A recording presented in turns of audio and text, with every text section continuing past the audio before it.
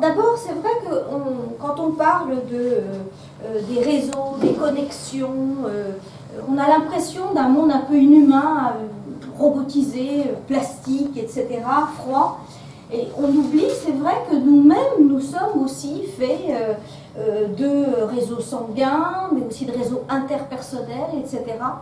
Et finalement, la peur que nous avons, elle est beaucoup plus intérieure qu'extérieure. La vraie question, c'est: sommes-nous capables de nous adapter et de nous adapter autrement? Donc c'est bien ça, les premières questions finalement auxquelles on est confronté.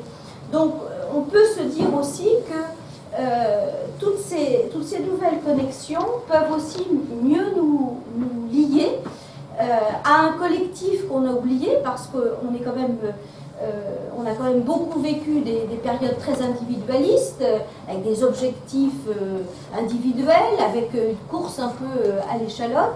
Et aujourd'hui, c'est vrai que au travers de l'empowerment, au travers de l'agilité, etc., on est amené à travailler ensemble, beaucoup plus en coopération. Donc ça nous lie aux autres. Et finalement, ça nous ramène essentiellement aussi à notre vocation d'humain, qui est non seulement de progresser, mais de faire progresser plus large que nous. Et c'est quelque chose qu'on oublie. Donc et là, c'est quantique, hein, donc bon, mais c'est aussi spirituel. C'est progresser, mais faire progresser plus large que nous. Voilà, donc demain, quand on parle de demain, le scénario est en effet tout rêve ou tout cauchemar. Donc c'est assez binaire, et les coachs qui sont ici auront tout de suite vu que quand on parle de tout ceci ou tout cela, on est dans des généralisations et donc dans ce qui va nourrir des méconnaissances qui permet finalement de ne pas agir sur nos scénarios aujourd'hui.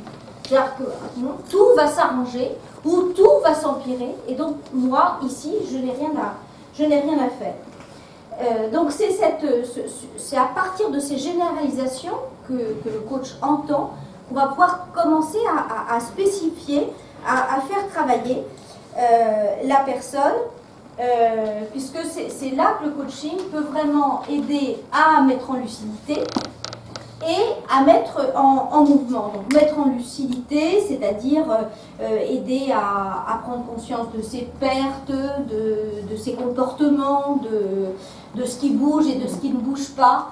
Et de mettre en mouvement, c'est de s'essayer à un nouveau comportement, de s'essayer à mobiliser quelque chose qui dépend de soi, et non pas de s'axer sur ce qui ne dépend pas de nous.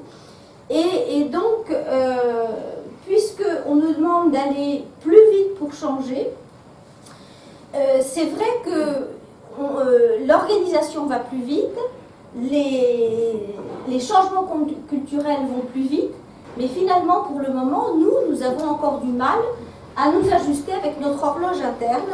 Donc on est déjà passé quand même du remontoir à la pile, mais quand même, il y a encore du chemin à faire. Donc dans les grands types de changements auxquels nous sommes tous confrontés aujourd'hui, le processus de relation, de fonctionnement entre les individus change aussi l'ensemble des fonctionnalités.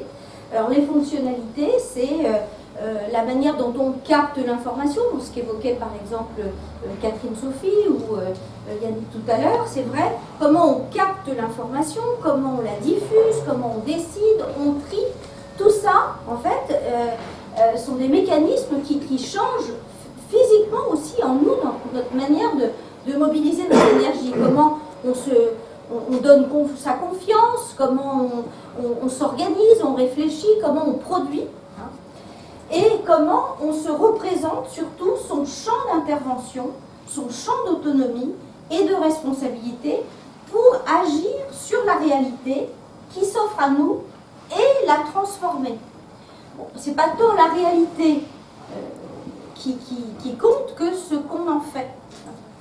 Donc quand on voit en effet que nous avons fonctionné en séquentiel, donc en saucissonnant de manière horizontale un certain nombre de choses, ou en voulant posséder ou maîtriser en vertical un certain nombre de choses. C'est vrai qu'aujourd'hui, on voit que tout ça s'éclate et qu'on est aujourd'hui confronté à du systémique, du fractal, du global. C'est une leçon d'humilité aussi, parce qu'en fait, nous sommes dans des cercles infinis. C'est infini, c'est-à-dire qu'ils n'ont ni début ni fin, sauf la représentation que nous nous donnons de l'entrée dans un cycle et de la sortie du cycle. Donc certains penseront à la Gestalt. Donc c'est en effet, c'est à partir du moment où on se représente l'entrée quelque part et la sortie quelque part qu'elle existe. Mais ces cercles sont infinis. Et il n'y a des réalités que de ce que l'on fait de la réalité par rapport à l'instant qu'on a dans cette réalité. Alors tout ça, ça chamboule forcément notre perception, et du temps, et de l'espace, et de l'intra, et de l'extra. Hein, il y a des psychanalystes ici aussi ce soir, donc l'intra, l'extra, voilà. Et en fait, tout passe en inter, donc interconnexion, internaute, intermittent, en transculturel, transverse, transmettre, etc. En méta et autres préfixes, en fait, virtuels, abstraits. Hein. Alors là, le travail de représentation cognitive, en fait, et d'adaptation comportementale sont nécessaires pour se réaligner. Et trop d'entreprises aujourd'hui veulent tirer les feuilles de salade pour que la salade pousse plus vite, donc veulent mettre l'homme à la vitesse des changements de l'organisation. Or, il faut reconsidérer en fait les différents temps, le temps des personnes, le temps des projets, le temps de l'entreprise, le temps des sociétés, et dans ces temps, les saisons, en effet, de ces environnements, les saisons d'une société, les saisons d'une entreprise, les saisons d'un projet ou d'une personne ne sont pas les mêmes. Hein, si on prend ne serait-ce que nos 4 saisons à nous, hein, on peut voir 5 saisons sur l'Orient, mais déjà parlons de nos 4 saisons. Donc aujourd'hui, on a beaucoup plus de personnes, on a de plus en plus de personnes qui sentent l'automne et le printemps, par exemple, en même temps, hein, l'automne de ce qui s'en va et le printemps, et donc qui se focalisent sur toutes les feuilles de leur arbre qui à la fois s'envolent partout et émergent et poussent et font mal en poussant. Et donc le coach va pouvoir aider le coaché aussi à visualiser en fait son arbre qui les porte, ses feuilles. Et son arbre dans tout son épanouissement global et fractal, avec ce qui est déterminé et avec ce qu'elles peuvent déterminer. Ça, c'est vraiment déjà aider quelqu'un à y voir plus clair et à un moment à poser les choses pour repartir dans une dynamique. Et voyez que finalement, quand on en parle comme ça, c'est plus simple qu'il n'y paraît, parce que quand on parle de choses essentielles, on peut parler très simplement finalement de ces choses essentielles et éternelles. Concernant justement cet essentiel à ne pas perdre de vue, moi j'ai l'habitude de comparer un système vivant à, on peut passer sur la diapo suivante, que ce soit une équipe, que ce soit un couple dans une vie personnelle, que ce soit un tandem directeur adjoint, etc. De le comparer au système vivant d'un petit bonhomme. Donc un petit bonhomme, ça se nourrit, hein, donc ça ingère. Non, c'est celui d'avant. C'est le PowerPoint d'avant. Ah non, avant. C'est le petit bonhomme de tout à l'heure. Donc ça ingère, ça... On peut pas repasser en arrière? Merci. Voilà, c'est ça, merci. Voilà. Merci. Donc ça se nourrit d'un certain nombre de choses. Alors on peut le prendre à différents niveaux. On va par exemple manger un livre, on lit un livre, hein, voilà, on va digérer son livre, et puis on va voir tout à l'heure, on expulse le livre. Hein. On peut aussi dire qu'on mange un McDonald's, donc on va digérer son McDo, et puis qu'on va expulser son McDo. Si on parle d'une équipe, si on parle d'une entreprise, on va dire aussi comment est-ce qu'elle se nourrit, comment est-ce qu'elle prend son information, comment est-ce qu'elle digère, elle régule hein, les réunions, etc. Comment est-ce qu'elle régule les choses et comment elle expulse. Alors ça paraît simple comme ça, et pourtant, quand il y a un problème qui arrive ou qui s'installe, c'est forcément qu'il y a un problème à ces niveaux-là. Alors dans les expulsions, soit on expulse des résultats, et ça c'est vraiment fondamental, d'avoir la sensation d'expulser des résultats. Or, aujourd'hui, dans les entreprises, les projets vont tellement vite qu'on n'a pas le temps de dire aux personnes qu'elles ont terminé, finalisé quelque chose, qu'elles sont déjà sur le projet d'après. Donc le projet d'avant ne compte pas puisqu'on est déjà sur celui d'avant. Et ça, moi, je vois les désastres, en fait, dans nos bureaux, c'est que les personnes ont l'impression de ne jamais avoir rien concrétisé. Elles courent après le projet d'après, et finalement, elles ont l'impression de ne pas être reconnues, de ne pas exister. Bon, dans la vie personnelle, un couple, par exemple, les résultats, ça peut être un bébé, mais ça peut être aussi des tas d'autres choses. Ça peut être une maison, ça peut être une association qu'on a ensemble, ça peut être un rayonnement, voilà. Mais quelque chose de quelque part de tangible. Hein. L'expulsion, c'est aussi du trop-plein, c'est comme les excréments, en effet. Quand on a mangé, qu'on en digère, eh bien, on expulse. Dans un couple, dans une équipe, pouvoir en effet exprimer que ça ne va pas, qu'on a de la colère, qu'on n'est pas d'accord, c'est fondamental d'avoir ces plateformes d'échange, de réception de ce qui ne va pas. Or, aujourd'hui, il y a beaucoup de personnes qui, à force de recevoir tout, sont en apnée, et finalement vivent très mal le fait qu'elles n'ont pas d'expression de ce qui va mal ou de ce qui est trop, et c'est le coach qui reçoit, c'est vrai au départ, toute une espèce de déferlante par rapport à ce qu'elles n'ont jamais pu dire ailleurs. Hein.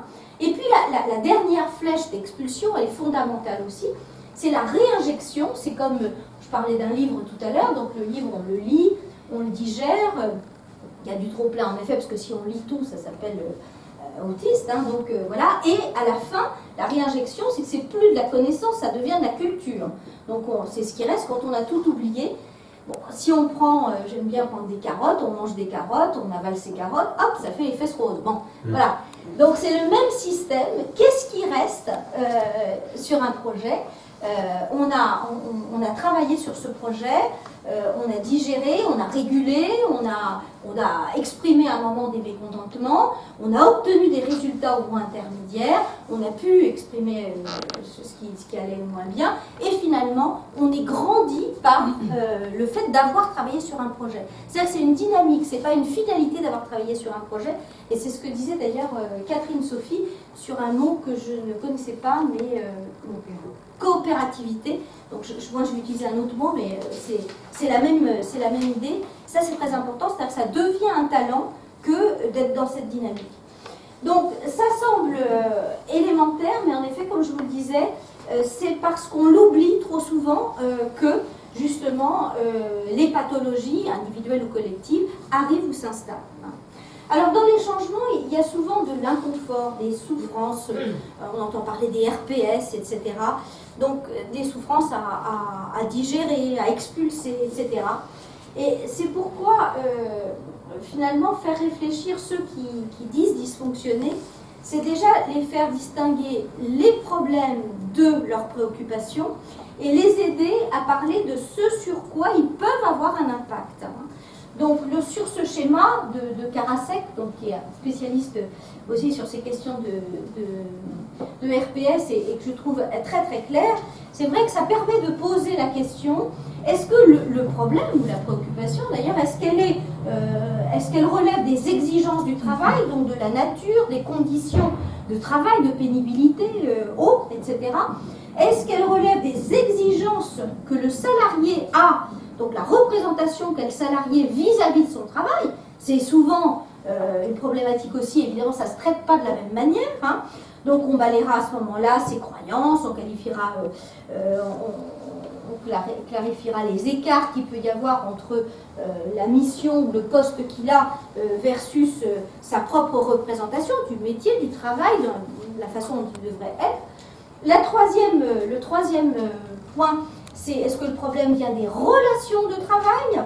Et là, c'est intéressant, je reviens encore sur l'idée de Goldstadt, c'est de s'arrêter à comment la personne entre dans la relation avec l'autre, comment elle vit sa relation et comment elle sort de la relation avec l'autre. Comment est-ce qu'elle vit ses cycles relationnels dans le travail. Et comment, évidemment, la personne reçoit, nourrit, développe ou expulse une énergie qui est aidante ou au contraire, qui est non aidante, voire toxique, et qui évidemment, d'une manière ou d'une autre, qu'elle soit bonne ou mauvaise, est contagieuse. Et enfin, le 4, c'est le problème vient-il du vécu difficile de changement, de son rapport à l'incertitude, au risque de sa perception des mouvements browniens de l'entreprise, ça j'en entends énormément parler dans des grands groupes, ou de son angoisse face à l'irréversibilité du temps. Donc, vous voyez que nature, problème, préoccupation, il y a une confusion, en particulier quand ça va mal. Donc, ce sont ici ces exemples de questionnement, en fait, d'angle d'attaque que le coach aborde parce que, justement, il n'est pas directement intéressé par le contenu de ce que la personne exprime, mais qu'il va avoir un angle de processus par rapport à tout ça. Et donc, il va permettre à la personne d'affronter de manière plus claire les saisons qui le concernent, les saisons de son âme, mais les saisons de son entreprise, les saisons, et tout ça redonne en fait du temps au temps, en fait. Après l'automne, c'est l'hiver, après l'hiver, c'est le printemps, etc. Et ça, c'est fondamental pour que la personne puisse s'enraciner à un moment, quelque part, pour continuer à avancer. S'enraciner dans le sens de l'arbre, et non pas que la personne se prenne pour une feuille. Les gens qui sont hyper stressés aujourd'hui sont des gens qui se prennent pour les feuilles.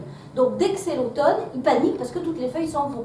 Or, je crois que c'était Michel qui disait qu'en effet, voilà, la mort est nécessaire en fait à la vie. Donc après la question c'est la mort de quoi, et on est bien dans les représentations. La mort de quoi pour le début de quoi. J'utilise aussi souvent les niveaux logiques de Dilst, que beaucoup d'entre vous connaissent, et qui a d'ailleurs un certain nombre d'utilisations possibles, pour faire en fait concevoir et appréhender à la fois au niveau le plus abstrait et le plus concret ce qui bouge et ce qui ne bouge pas. Donc ce qui va demander de s'adapter, et surtout, en effet, ce qui ne change pas pour justement permettre de changer. Donc, par exemple, on peut se dire, hier, on est aujourd'hui, mais hier, par exemple, comment fonctionniez-vous? Bon, j'avais un poste défini, j'avais des missions définies, etc. Mon bureau était fermé, etc. Je passe, par exemple, sur un flex office avec des relations ouvertes. Donc mon environnement change. Qu'est-ce qui change précisément? Ensuite, les comportements. J'avais un comportement de hiérarchique, voilà, j'essayais d'être un bon hiérarchique ou un bon expert. Je passe en mode coopératif avec de retours sur expérience permanents, en fait, du co-développement, etc. Les capacités, j'étais par exemple sur zéro erreur, zéro risque aussi peut-être, et on me demande aujourd'hui d'être agile, d'être dans l'empowerment, donc c'est d'autres capacités. Les convictions, par exemple, si on fait des efforts, ça marche. Quand on a de l'ancienneté, ça a de la valeur. Se valoriser, c'est pas bien. Et puis aujourd'hui, justement, d'avoir d'autres représentations, se connecter, c'est essentiel. Se marketer en permanence, c'est important dans l'entreprise pour être l'ambassadeur de son équipe et l'ambassadeur aussi de ce que l'on fait pour autogérer sa carrière. Donc forcément, ce ne sont pas les mêmes convictions. Et puis l'identité, donc finalement, hier par exemple, faire reconnaître mon pouvoir, mon domaine, et puis la culture du bel ouvrage, hein, et finalement une identité différente aujourd'hui de je suis un homme ressource, hein, un homme mobile qui peut être ici et qui sera demain ailleurs, qui aura plusieurs postes, etc. Voilà, bon, ce sont des exemples, hein, on pourrait donner 1000 choses, à chaque fois c'est différent bien entendu. Là j'ai juste pris quelques mots au hasard pour illustrer que ce qui est intéressant, c'est que la personne rentre bien dans comment c'était hier, mais au niveau logique concerné, comment elle est aujourd'hui, et aujourd'hui dans le trait rouge, elle peut être dans une espèce de brainstorm et incroyable où elle ne sait plus où on est, c'est-à-dire c'est la crise. Et donc aujourd'hui, elle ne sait plus quel est son environnement parce qu'elle n'a pas encore tout compris. Elle est très mal à l'aise dans ses comportements, donc elle a des comportements non aidants. Donc elle alimente elle-même une spirale négative. Ses capacités, elle ne sait plus, elle sait vaguement celle qu'elle a perdue, mais elle ne sait pas ce qu'elle va faire non plus de ses potentiels, etc., etc. Et de visualiser les choses comme ça, bon, c'est un travail, certains coachs le savent, que l'on fait au sol aussi, pour que la personne soit par rapport à elle-même sur ce qu'elle exprime, ça permet en fait, de relativiser la crise, c'est ok, vous êtes en crise, c'est normal, vous voyez, c'est le milieu. Mais en fait, on va s'intéresser déjà à ce que vous avez fait avant, et puis on va commencer, morceau par morceau, à voir ce qui va nourrir demain, ce qui nourrit déjà demain, ou ce qui vous manque comme information pour aller nourrir ces éléments de demain. Parce que quand on ne sait pas où on va, on a plus peur que... voilà. Et donc c'est ça qui est intéressant, et de ne pas se tromper de niveau logique, parce que quand la personne est vraiment en crise, en fait, elle fait une bouillie pour chat de tous ces niveaux logiques. Hein. Voilà. Donc ça, c'est une illustration d'outils. Bon, en fait, il faut aussi savoir que le problème s'enquiste toujours au niveau supérieur, d'où le symptôme s'exprime. Et c'est ça qui est passionnant dans nos métiers, c'est que la personne dit qu'elle a un problème, en général, par exemple, avec son environnement, parce que les bureaux, ça ne va pas du tout, etc. Et en fait, là, c'est le symptôme. Mais en fait, il va falloir questionner jusqu'en haut pour voir où, en réalité, le problème s'est enquisté.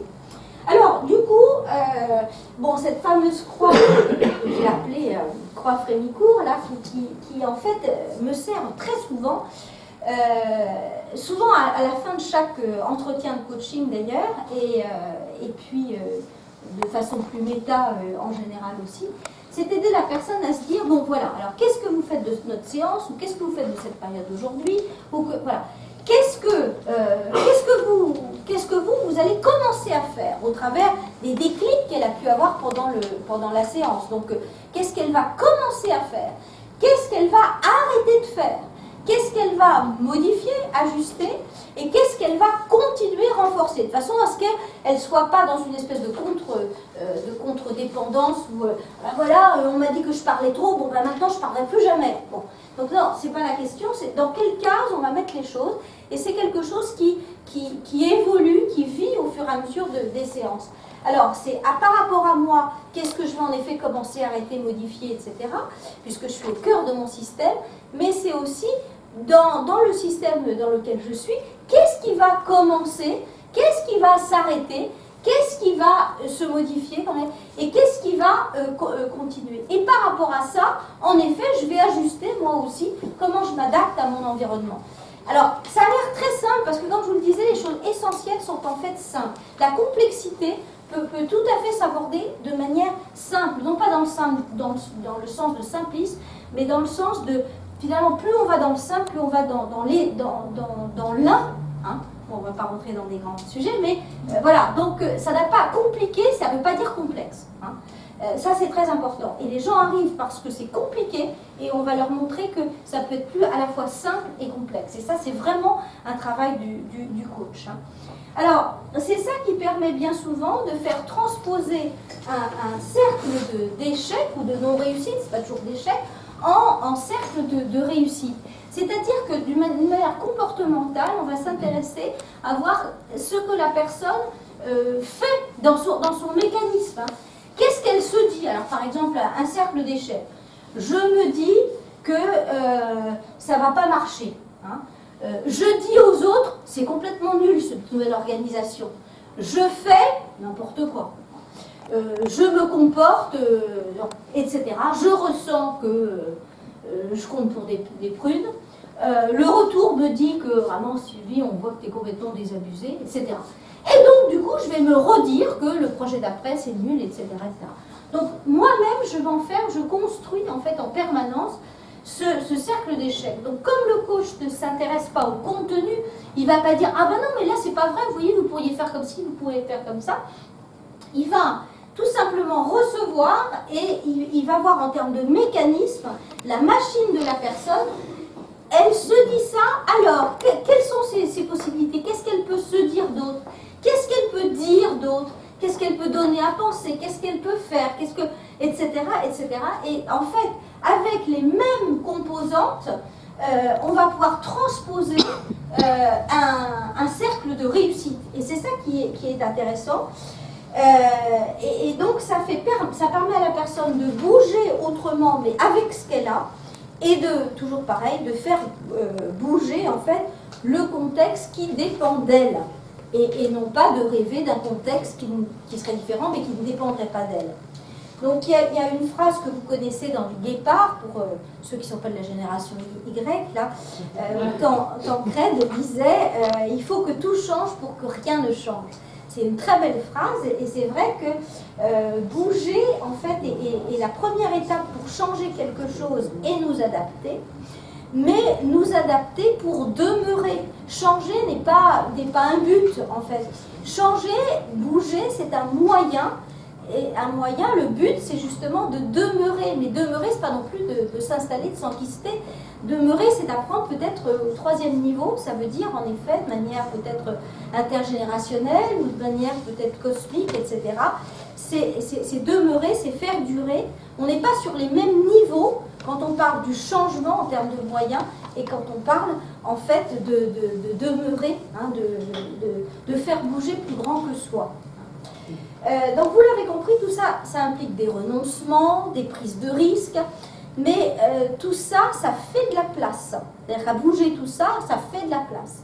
Et toute cette place, finalement, ça nous redonne une autre place, en conscience, et une stabilité dans le mouvement. Et ça, c'est la bonne nouvelle, parce que sinon, bah, pareil, on se prend pour la feuille, et on se dit, bah, ça bouge, je bouge, tout bouge, tout. Voilà. Et on panique, alors qu'en fait, bah, les feuilles qui tombent, elles font de la place à d'autres choses, ou à d'autres fonctionnalités, d'ailleurs, de l'arbre à un moment donné.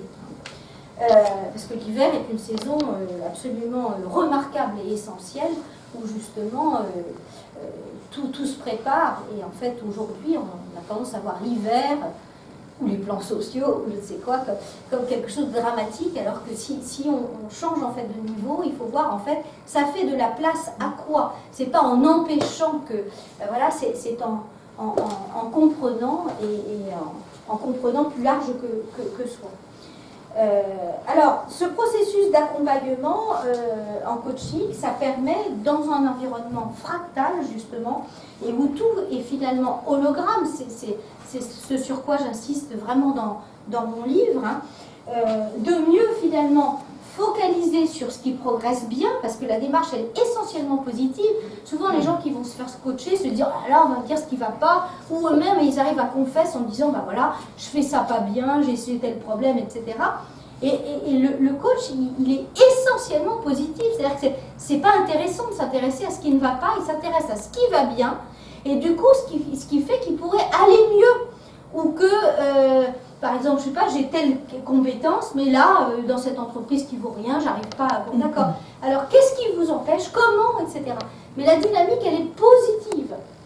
Hein, donc, focaliser sur ce qui progresse bien, détecter ce qui obstrue la voie, ça c'est important, et le regard de l'extérieur est important, et je dis aussi qu'en effet, voilà, on est mieux chatouillé par quelqu'un d'autre que par soi-même, donc détecter ce qui obstrue la voie, c'est souvent celui qui est en face et qui n'est pas pollué par le contenu qui va pouvoir aider. Épousseter les désordres de premier plan, hein, pour dégager la perspective de l'arrière-plan. C'est le but derrière aussi, c'est le cadeau caché sur lequel on n'insiste pas assez. Et du coup, les gens ont peur de changer parce qu'ils ont peur qu'il n'y ait pas de cadeau. En fait. Voilà. Solliciter des zones engourdies, ça c'est important pour faire oser en fait et pour que la personne devienne actrice d'elle-même et aussi qu'elle impacte plus large que soi. Je reviens aussi sur ce rayonnement, sur impacter plus large que soi. Développer sa capacité d'adaptation, alors c'est là que je rejoins Catherine Sophie, à en devenir soi-même adaptable et générateur d'adaptation. Alors, on pourrait dire son adaptabilité. Voilà, c'est vrai que ça, c'est important, et notamment les nouveaux talents comme l'empowerment incluent bien cette dimension.